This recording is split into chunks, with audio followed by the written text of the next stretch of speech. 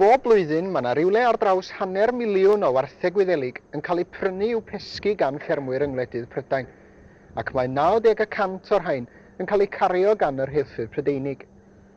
Mewn gair, mae yna 450 o filoedd o wartheg yn pasio naill ai drwy Chaergybi neu drwy Hesiam yn flynyddol.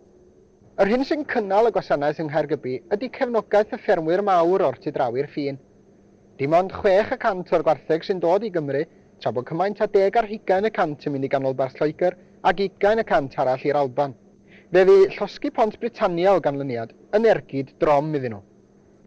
Bellach mae yna gwmni preifat o'r Is-Almaen wedi cychwyn gwasanaeth newydd sbon yn rhedeg yn syth o Iwerddon i Benbedw yn Lloegr yn llawer nes at ffermwyr mawr canolbarth Lloegr. A'r pryder yn Sir Fôn rwan ydy bydd y ffaith y bydd ffermwyr tu draw i'r ffin yn cefnogi'r gwasanaeth hynny, y bydd hwnny yn ei dro yn peryglu parhad gwasanaeth Chaergybi.